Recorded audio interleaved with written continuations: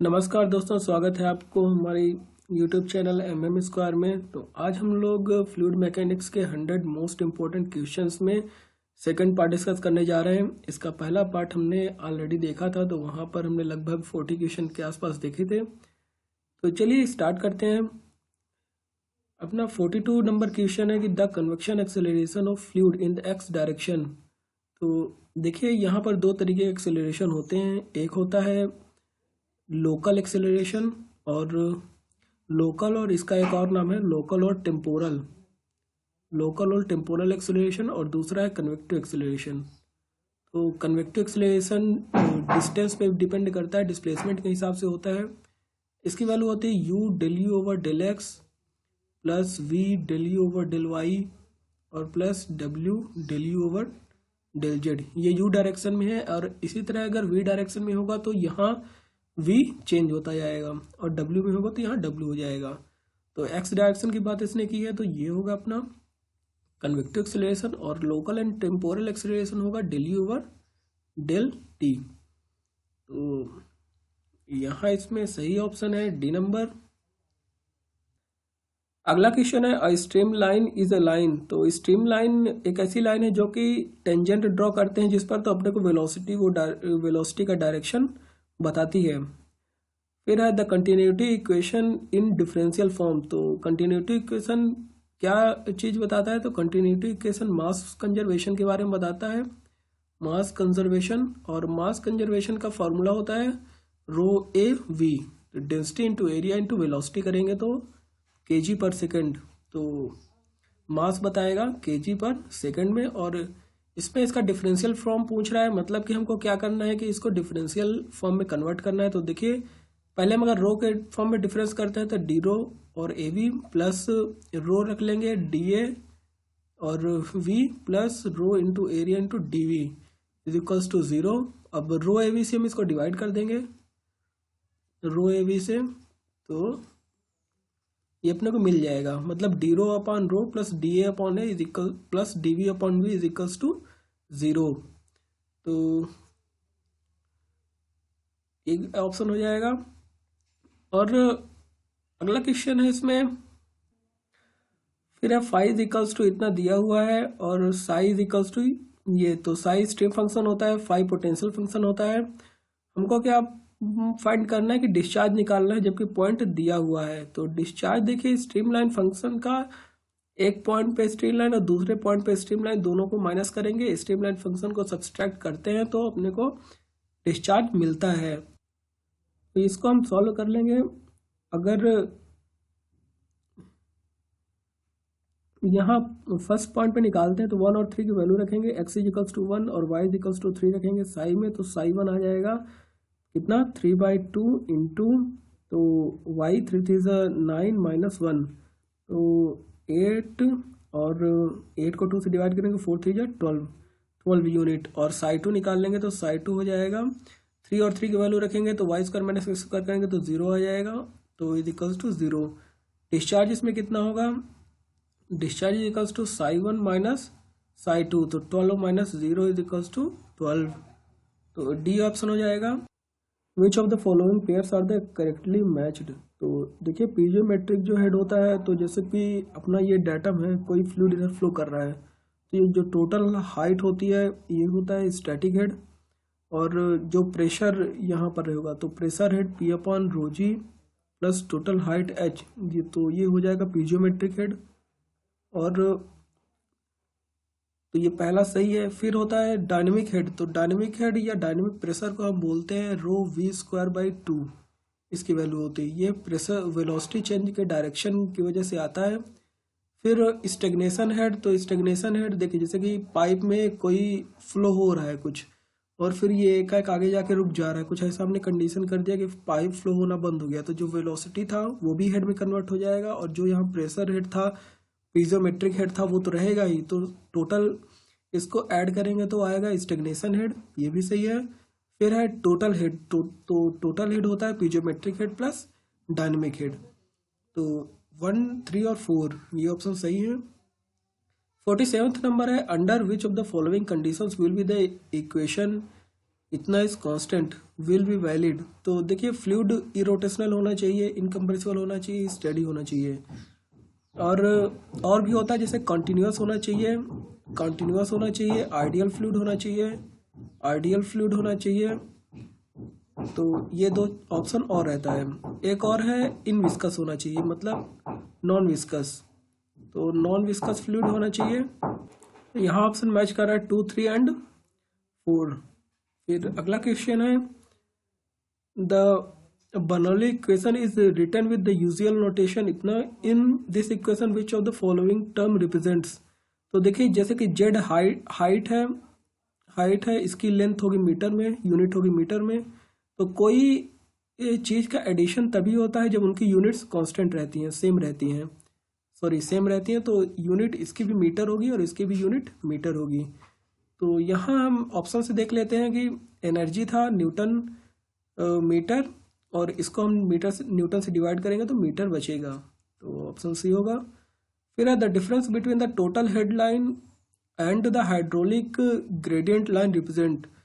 तो देखिए जैसे कि यहाँ से कोई सिस्टम में पानी फ्लो हो रहा है, जैसे कि सपोज करते हैं कि पाइप फ्लो हो रहा था, फिर एकाएक एक्सपेंशन हुआ, ऐसा कुछ हुआ। तो इसमें यहाँ अगर टोटल हेडलाइन आदमी बोलेगा तो टोटल हेडलाइन जैसे कि इस पॉइंट की हम बात करते हैं, तो यहाँ टोटल हेडलाइन इसका जो होगा वो होगा total pressure plus velocity plus जो वेलोसिटी हेड है, प्रेशर हेड है, मतलब पीजियोमेट्रिक हेड है, उन सब का एडिशन होगा। लेकिन अगर यहीं हाइड्रोलिक ग्रेडियंट लाइन की बात करें तो इस यहाँ पर जो हाइड्रोलिक ग्रेडियंट लाइन होगा वो केवल पीजियोमेट्रिक हेड होगा, मतलब दोनों का जो डिफरेंस होगा वो वेलोसिटी हेड होता है। और एक चीज़ और ध्यान रखने वाली बात है कि जो टोटल हेड लाइन है वो हमेशा डिक्रीज होगा। क्यों? क्योंकि एक फ्लूइड फ्लो कर रहा है पॉइंट 1 से पॉइंट 2 साइड, तो इसमें लॉसेस होते जाएंगे, तो उस वजह से उसकी जो एनर्जी कम होती जाएगी।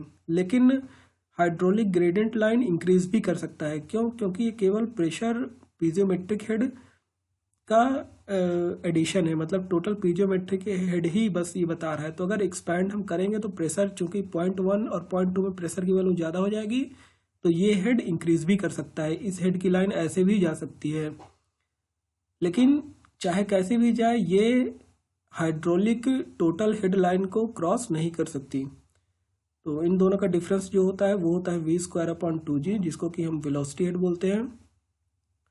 तो अगला क्वेश्चन है the dimension of kinetic energy correction factor. तो काइनेटिक एनर्जी करेक्शन फैक्टर होता है ये u³ इंटू dA, और इसका इंटीग्रेशन हम लोग कर लेते हैं 0 से L तक, 0 से A तक। तो इसमें अपॉन में u³ इंटू एरिया, तो u हो जाता है एवरेज वेलोसिटी और मीन एरिया। तो इसको हम बोलते हैं करेक्शन एनर्जी फैक्टर, और एनर्जी फैक्टर का यूनिट होता है डायमेंशनलेस क्वांटिटी है, तो इसकी यूनिट होगी m0, L0 और T0। Kinetic energy correction factor का नीचे हमको लिखना है नोटेशन, तो ये हमने भी बताया कि ये लिखा जाता है, तो ये हो जाएगा। फिर है venturimeter consist of the following parts. तो वेंचुरीमीटर में सबसे पहले पाइप से पानी आता रहता है, यहाँ से हम इसको कन्वर्ज करते हैं।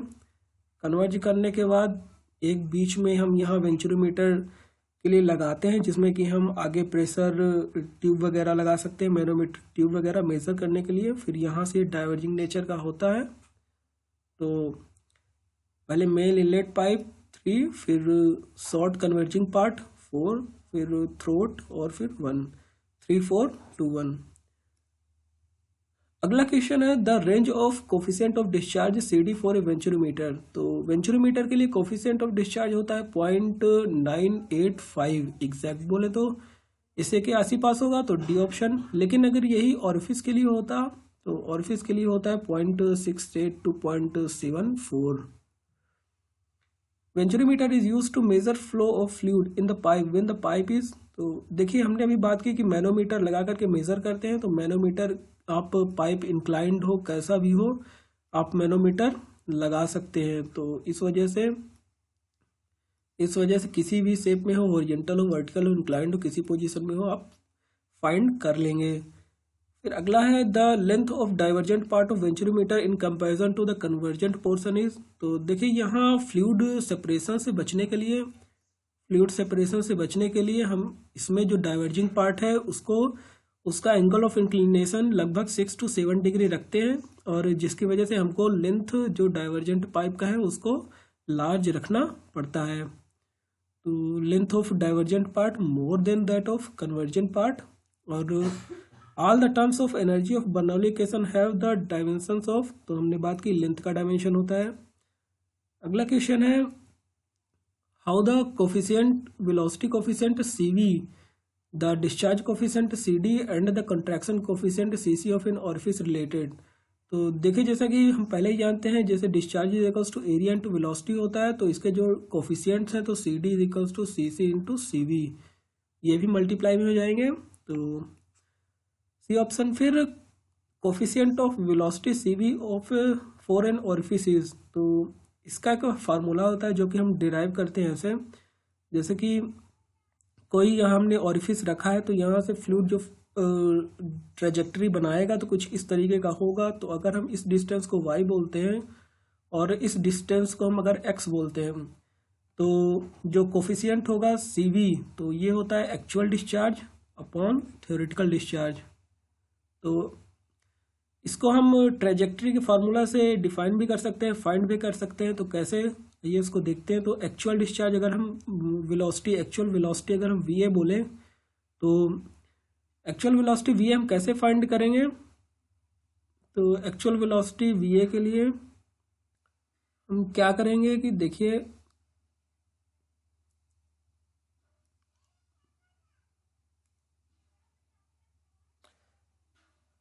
इसको हम फाइंड कर लेंगे ट्रेजेक्टरी के माध्यम से। देखिए हम इक्वेशन ऑफ मोशन लगाते हैं, तो जो अपना x की वैल्यू है तो x is equals to ut plus half GT² होता है।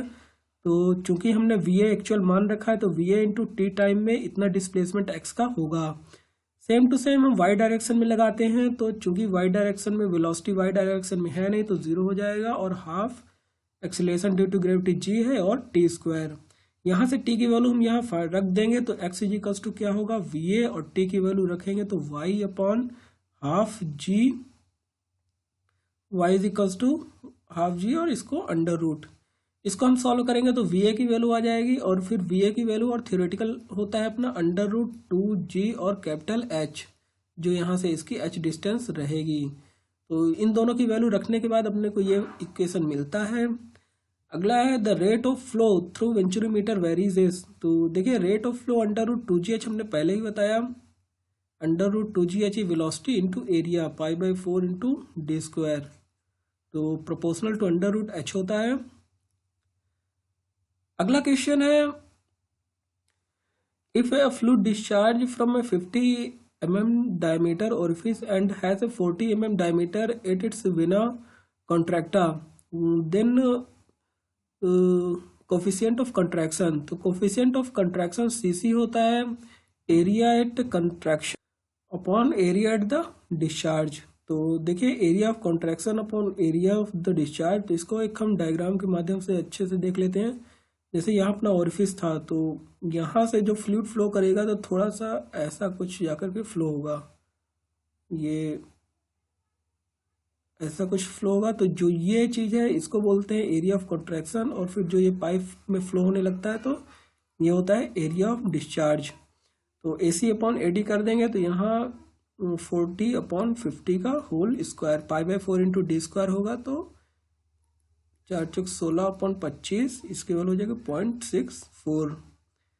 फिर है सिपोलेटी नोच इज डिजाइन। तो देखिए ये सिविल में क्वेश्चंस आते हैं नोचेस एंड वियर्स के इस तरीके से, तो इसको कभी कभी SSC JEE वाले भी पूछ लेते हैं। तो इसमें आपको याद रखना है कि इसमें 4 वर्टिकल होता है, और फिर in a triangular notch there is an error of 6% in the observing the head, the error in the computer discharge. तो देखिए ट्रायंगुलर नोच में जो डिस्चार्ज का फार्मूला होता है तो उसकी वैल्यू होती है 8/15 into CD coefficient of discharge, और h to the power of 5/2 और इंटू अंडर रूट 2g। तो इसमें एच अब चूँकि दिया हुआ है 6% का एरर है, तो अगर हम 1.06 की पावर 5/2 रखते हैं तो अपने को मिलता है 1.15 समथिंग मिलेगा इंटू 8^15, और ये सारी वैल्यूज़ यहाँ मिल जाएंगी। मतलब कि 15% का उसमें एरर आ रहा है अगर हम 6% का एरर ऑब्जर्व करते हैं हेड में तो डी हो जाएगा। फिर अगला क्वेश्चन है the flow of fluid through a pipe is laminar when, तो लैमिनर अगर दिया हुआ है मतलब रेनॉल्ड नंबर 2000 से नीचे है और अभी टर्बुलेंट होता तो ग्रेटर देन 4000, और लोअर क्रिटिकल होता है, लोअर क्रिटिकल की वैल्यू होती है रेनॉल्ड नंबर 2000 और अपर क्रिटिकल की वैल्यू होती है 4000। इन ऑयल काइनेमेटिक विस्कोसिटी तो 0.5 स्ट्रोक्स दिया हुआ है, स्ट्रोक्स यूनिट होता है काइनेमेटिक विस्कोसिटी का, और 1 स्ट्रोक्स इज इक्वल्स टू होता है 10⁻⁻⁴ मीटर स्क्वायर पर सेकेंड। तो स्ट्रोक्स को हम क्या लिखते हैं सेंटीमीटर स्क्वायर पर सेकेंड, तो इसको हम स्ट्रोक्स बोलते हैं। फिर इसमें बोला है कि फ्लो इज क्रिटिकल, तो फ्लो क्रिटिकल कब होगा जब रेनॉल्ड नंबर उसका हो जाएगा 2000, तो Reynold number is equals to rho into v into d, rho v d upon mu, ये रेनॉल्ड नंबर होता है। तो उसमें वी और डी, वी निकालना है, डी की वैल्यू होगी 0.04 क्योंकि सेंटीमीटर दिया है मीटर में कन्वर्ट कर लेंगे, और ये रो नीचे आ जाएगा तो बनेगा म्यू अपॉन रो, और म्यू अपॉन रो होता है काइनेमेटिक विस्कोसिटी। तो ये दिया हुआ है 0.5 स्ट्रोक में दिया है, इसको हम कन्वर्ट कर लेंगे एसआई में। इसको हम सॉल्व करेंगे तो आ जाएगा अपना देखिए सॉल्व करेंगे तो कितना आएगा 10⁴ मल्टीप्लाई करेंगे तो 0.2 इंटू 0.5 डिवाइडेड बाई 0.04 मतलब 10/4, तो ये हो जाएगा 4 दूनी 8 और 2.5, सी ऑप्शन हो जाएगा। अगला क्वेश्चन है in flow through a pipe the transition from the laminar to the turbulent flow does not depend on, तो देखिए ट्रांजिशन हो रहा है लेमिनार टू टर्बुलेंट में, तो रेनॉल्ड नंबर होता है रो वी डी अपॉन म्यू, तो इसमें लेंथ नहीं दिया है, लेंथ पर नहीं डिपेंड करेगा, ये डिपेंड करेगा डेंसिटी में, वेलोसिटी में, विस्कोसिटी में और डायमीटर में। The equation of motion for a viscous fluid are known as, तो विस्कस फ्लूइड का इक्वेशन ऑफ मोशन तो नेवियर स्ट्रोक्स में विस्कस को कंसिडर किया जाता है, बाकी यूलर में प्रेशर, इनर्सिया और ग्रेविटी फोर्सेस मेन रहते हैं। अगला क्वेश्चन है in the Navier strokes equation the forces considered are, तो प्रेशर, ग्रेविटी और विस्कस इसमें प्रिडोमिनेंट फोर्सेस हैं। The maximum velocity of one dimensional incompressible flow between the fixed plate, तो देखिए फिक्स प्लेट में जो मैक्सिमम वेलोसिटी होती है वो होती है 1.5 टाइम्स ऑफ वी एवरेज, और ये सेंटर पे मैक्सिमम होती है। इसमें एक और चीज़ देख लें कि शियर स्ट्रेस का डिस्ट्रीब्यूशन ऐसे कुछ होता है, शियर स्ट्रेस का डिस्ट्रीब्यूशन होता है मैक्सिमम प्लेट पर और मिनिमम होता है सेंटर में, और वेलोसिटी होती है 1.5 टाइम्स ऑफ द एवरेज, तो एवरेज वेलोसिटी अपने को निकालनी है तो 5 डिवाइड बाई 1.5 हो जाएगा, तो इसके वैल्यू आएगी 3.33। अगला क्वेश्चन है the shear stress between the fixed plates with the laminar flow between them, तो ये अभी हमने बताया कि अगर फिक्स प्लेट है तो इसमें शियर स्ट्रेस का डिस्ट्रीब्यूशन ऐसा कुछ होता है, मतलब डायरेक्टली होता है, varies directly as the distance from the mid plane.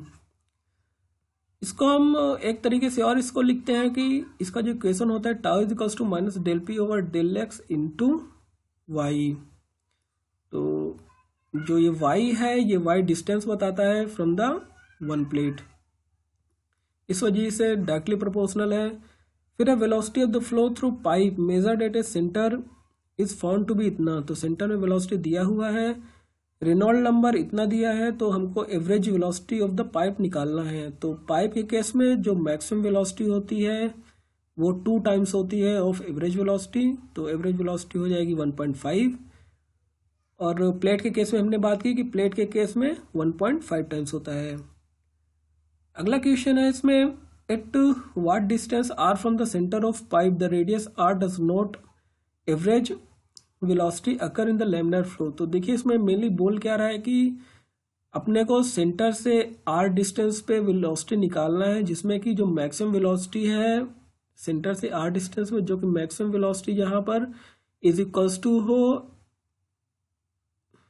Maximum velocity is equals to अपने वेलोसिटी के बराबर, लोकल वेलोसिटी के बराबर हो। तो वही हमको करना है। तो हम पहले लोकल वेलोसिटी देख लेते हैं। लोकल वेलोसिटी होता है -1/4 mu del p over del x into r square minus r square. तो ये होता है लोकल वेलोसिटी। और मैक्सिमम वेलोसिटी होता है यू मैक्स होता है। देखिए मैक्सिमम वेलोसिटी सेंटर पर होगा तो आर की वैल्यू हम यहाँ 0 रख देंगे तो अपने को मिल जाएगा मैक्सिमम वेलोसिटी। तो मैक्सिमम वेलोसिटी यहाँ सीधे सीधे आर की वैल्यू 0 रखने पर आ जाएगा, जो कि है -1/4 mu del p over del x और इंटू आर स्क्वायर। अब देखिए यहाँ मैक्सिमम वेलोसिटी की बात नहीं कर रहा, यहाँ बात कर रहा है एवरेज वेलोसिटी की। तो एवरेज वेलोसिटी हो जाएगी, हमने पहले ही बताया है कि 2 टाइम्स होता है तो 1/2 कर देंगे यहाँ। तो -1/8 mu del p over del x into r square. तो एवरेज वेलोसिटी लोकल वेलोसिटी के बराबर यहाँ पर हो जाएगी। तो -1/8 mu del p over del x into r square is equals to -1/4 mu del p over del x into r square minus r square. इसको हम सॉल्व करेंगे तो ये पूरा कट जाएगा और वहाँ आएगा 1/2। तो r square upon 2 is equals to r square minus small r square. इसको हम सॉल्व करेंगे तो r square equals to r square by 2। तो जो आर की वैल्यू होगी वो हो जाएगी 1/रूट टाइम्स ऑफ आर। 1/रूट की वैल्यू होती है 0.707। मतलब कि जब आर की वैल्यू 0.707 आर के इक्वल रहेगी तब average velocity is equals to local velocity रहेगा उस टाइम में। तो डी ऑप्शन। फिर है 72 नंबर में, in a laminar flow through a circular pipe the discharge varies. तो इसमें डिस्चार्ज का एक सिंपल फार्मूला होता है, discharge is equals to minus pi by 8 mu और r⁴ del p over del x. तो ये डिस्चार्ज का फार्मूला होता है। इसमें हम देख रहे हैं कि inversely proportional to the fluid viscosity. देखिए इसको फाइंड कैसे करते हैं वो भी हम बता रहे हैं। उसमें तो इंटीग्रेशन करना पड़ता है। -1/4 mu del p over del x r square minus r square. तो ये तो अपना वेलोसिटी का इक्वेशन हुआ। और वेलोसिटी इंटू एरिया होता है डिस्चार्ज। तो इसमें u इंटू एरिया कितना हो जाएगा 2 पाई r इंटू डी आर। इसको हम मल्टीप्लाई कर लेंगे u से, u की वैल्यू इसमें पुट करके इंटीग्रेशन कर लेंगे 0 से r तक। तो डिस्चार्ज अपने को मिलता है जो कि वैल्यू रहती है ये। तो ये इन्वर्सली प्रोपोर्शनल है विस्कोसिटी के। अगला क्वेश्चन है कि the fully developed laminar flow through a pipe the volumetric flow rate. तो इसमें वॉल्यूमेट्रिक फ्लो रेट यही बताना है जो कि हमने भी फॉर्मूला लिखा हुआ है। तो ए ऑप्शन हो जाएगा इसमें। फिर है flow for the turbulent flow in the pipe the momentum correction factor. तो हमने 2 करेक्शन फैक्टर की बात पहले की है। तो इसमें याद रखने के लिए आपको 3 वैल्यू याद रखनी है, 2, 1.33 और 1.2। तो देखिए इसमें क्या होता है कि पहले मोमेंटम और एनर्जी करेक्शन फैक्टर 2 फैक्टर हैं। तो मोमेंटम फैक्टर में ध्यान रखिए कि 1.33 होता है लैमिनार के लिए और 1.2 होता है टर्बुलेंट के लिए, लैमिनार और टर्बुलेंट। तो इधर मोमेंटम करेक्शन फैक्टर और इधर एनर्जी करेक्शन फैक्टर में 2 से 1.33। तो ये 3 वैल्यू अगर आप याद रखें सीरियल से तो पहले ये दोनों और फिर ये दोनों, तो ये आप रख देंगे, ध्यान रखेंगे तो बन जाएगा आसानी से। तो momentum correction factor turbulent flow के लिए हो जाता है 1.2। फिर है अगला क्वेश्चन है for laminar flow in A pipe the kinetic energy correction factor. तो अभी हमने बात की काइनेटिक एनर्जी में 2 से 1.33, जिसमें कि 2 हो जाएगा लैमिनर का और 1.33 हो जाएगा टर्बुलेंट का। तो यहाँ होगा 2। फिर है अ pipe has well rounded entrance, well rounded हुआ यहाँ, well rounded entrance from A reservoir if the head loss at the entrance is expressed. तो इंट्रेंस का हेड लॉस जो होता है वो वैल्यू होती है 0.5 v²/2g। और बहुत सारे इसमें लॉसेस रहते हैं तो चलिए एक बार देख लेते हैं जल्दी से। तो इसका हो जाएगा 0.5, याद करने में सिंपल है, जो एग्जिट लॉस रहता है तो एग्जिट लॉस हो जाता है v²/2g, क्योंकि पाइप अगर सपोज करें सीधा पानी बाहर जा रहा है तो उसकी वेलोसिटी लॉस है, तो v²/2g v डिस्चार्ज/2g। इसी तरह अगर सडन कॉन्ट्रैक्शन हो रहा है तो अगर सपोज करिए यहाँ हमारी वेलोसिटी v1 थी तो ये डायरेक्ट इंक्रीज होकर के v2 हो जा रही है, तो एक सडन कॉन्ट्रैक्शन में होता है v2 माइनस v1 का होल स्क्वायर/2g, ये सडन कॉन्ट्रैक्शन लॉस है। इसी तरह अगर सडन एक्सपेंशन होता तो पहले अगर ये वेलोसिटी थी तो एरिया बढ़ी है तो वेलोसिटी लॉस हो जाएगी, तो v1 अगर ये था ये v2 था, तो सडन एक्सपेंशन में v1 माइनस v2 का होल स्क्वायर/2g, ये सडन एक्सपेंशन लॉस है। बाकी ये सारे माइनर लॉसेस हैं, जो मेन लॉस है वो होता है FL v²/2g/d। एफ है फैक्टर, फ्रिक्शन फैक्टर, तो एफ फ्रिक्शन फैक्टर है। इसमें एक चीज और है, जो बेंड लॉस है, बेंड लॉस में k v²/2g होता है, जिसमें कि k की वैल्यू अपने को दी जाती है। अगला क्वेश्चन है डायनेमिक सिमिलैरिटी। तो देखिए जैसे ही डायनेमिक सिमिलैरिटी की बात आती है तो सिमिलैरिटी तीन तरीके की होती है। एक है ज्योमेट्रिक सिमिलैरिटी, पहला है डायमेंशनल सिमिलैरिटी, फिर है ज्योमेट्रिक सिमिलैरिटी, फिर है काइनेमेटिक सिमिलैरिटी और फिर है डायनेमिक सिमिलैरिटी। तो ज्योमेट्रिक सिमिलैरिटी में हम शेप की वैल्यूज को लेते हैं जैसे कि डाया हो गया, काइनेमेटिक सिमिलैरिटी में हम मोशन लेते हैं जैसे वेलोसिटी हो गया, डायनेमिक सिमिलैरिटी में हम फोर्सेस लेते हैं। तो इसका ए ऑप्शन हो जाएगा, the forces acting at corresponding locations are same. फिर अगला क्वेश्चन है, which of the following dimensionless numbers identifies the compressibility effect. तो देखिए कंप्रेसिबिलिटी इफेक्ट मैक नंबर बताता है जो कि होता है C/V। C एक साउंड है ऑब्जेक्ट का और V है velocity of sound, velocity of sound, तो V वेलोसिटी ऑफ साउंड है और C ऑब्जेक्ट की वेलोसिटी है। मैक नंबर ये बताता है कि कंप्रेसिबल है कि नहीं है। तो इसमें यूलर नंबर प्रेशर को डिफाइन करता है, pressure inertia upon pressure force को यूलर नंबर बोलते हैं। फ्राउडी नंबर इनर्शिया अपॉन ग्रेविटी है और वेवर नंबर है इनर्शिया अपॉन सरफेस टेंशन। तो इसमें सी ऑप्शन हो जाएगा। फिर geometric similarity between the model and the prototype. तो देखिए ज्योमेट्रिक सिमिलैरिटी अभी हमने बात की डायमेंशंस को लेती है, तो डायमेंशंस यहाँ पर हो जाएगा लीनियर डायमेंशंस। फिर है kinematic similarity between the model and the prototype is the similarity of. तो kinematic similarity velocity, motion, discharge को लेती है, तो बी ऑप्शन हो जाएगा। अगला क्वेश्चन है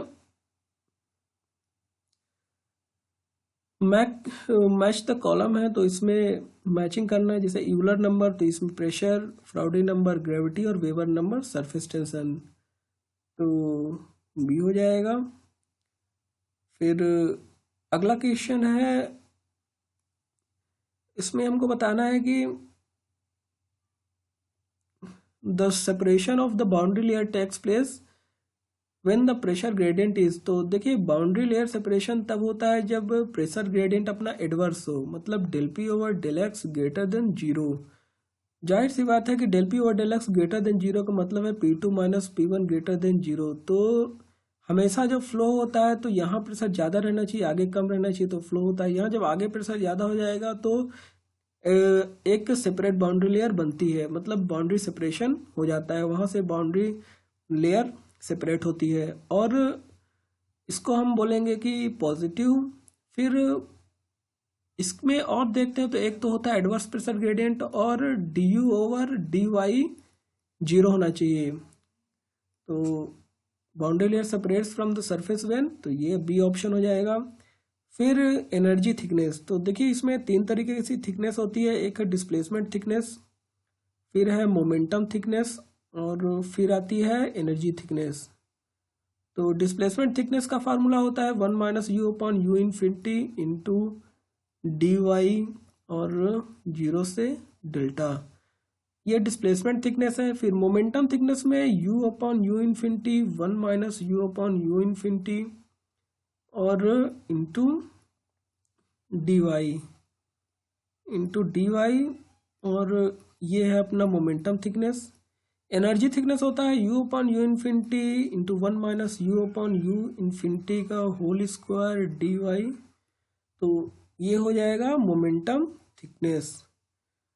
तो इसमें हो जाएगा बी ऑप्शन। देखिए डिस्प्लेसमेंट थिकनेस ये बताता है कि कितना मास ब्लॉक कर रहा है बाउंड्री लेयर बनने से। उसी तरह एनर्जी थिकनेस बता रहा है कितना एनर्जी लॉस हो रहा है बाउंड्री लेयर बनने से। फिर अगला इसमें क्वेश्चन है the power transmitted through the pipe is maximum when. तो देखिए पावर ट्रांसमिशन मैक्सिमम कब होगा, जब head loss is equals to 1/3 of the head. इसको डिफ्रेंशिएट कर लेंगे पावर के फॉर्मूले को हेड लॉस रख करके तो आ जाता है। फिर है falling drops of the water become the spherical due to the surface tension, ये हम पहले ही बात कर चुके हैं। फिर metacentric height of a ship is, तो मेटासेंट्रिक हाइट दिया हुआ है, रेडियस ऑफ जायरेशन 4 मीटर दिया है। तो देखिए टाइम पीरियड का यहाँ फार्मूला होता है, टाइम ऑफ रोलिंग निकालना है। टाइम पीरियड का फार्मूला होता है 2π√k² upon g into GM। तो 2 इंटू पाई इंटू √k होता है रेडियस ऑफ जायरेशन जो कि यहाँ दिया है 16।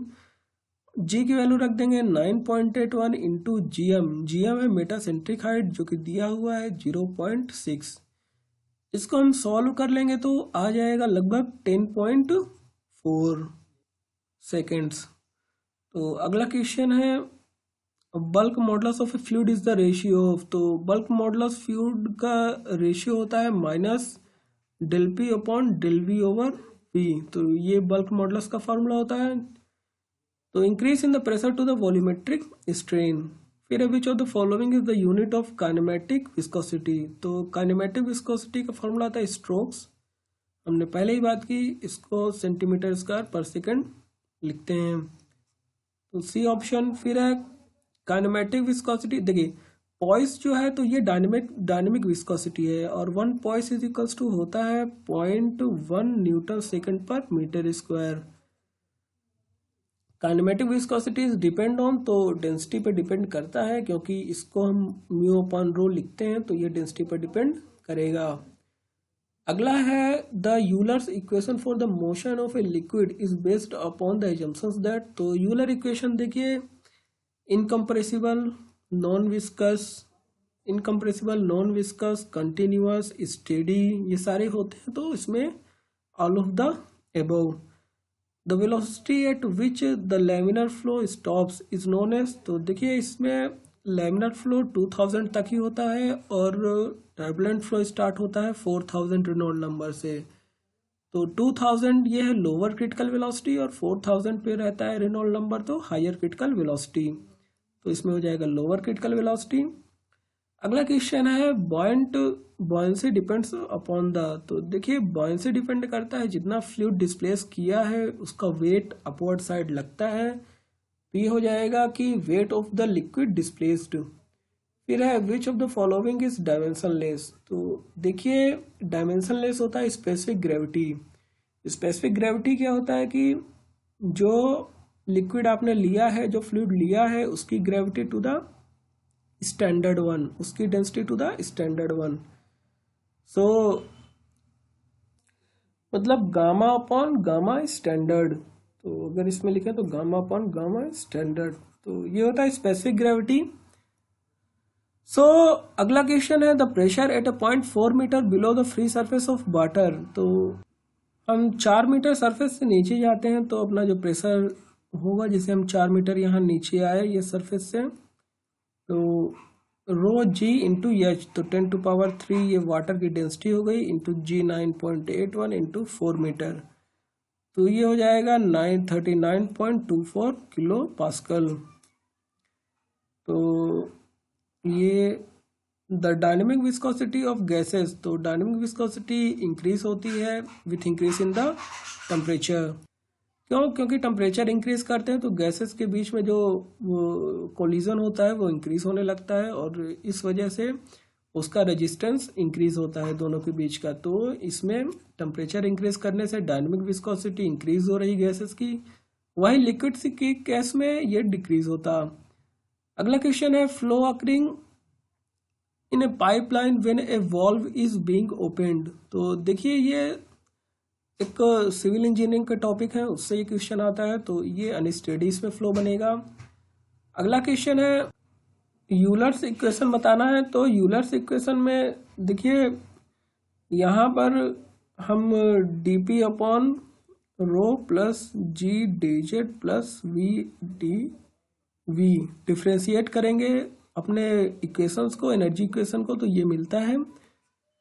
अगला क्वेश्चन है for a very great pressure velocity of gases and liquid. तो देखिए इसमें विस्कोसिटी की बात कर रहा है कि अगर प्रेशर इंक्रीज करते हैं तो विस्कोसिटी पे क्या इफेक्ट करेगा। देखिए प्रेशर इंक्रीज करने से विस्कोसिटी पे कोई इफेक्ट नहीं पड़ता, तो viscosity remain constant. Last question है a flow in which each liquid particle has a definite path and the path of individual particle do not crosses each other.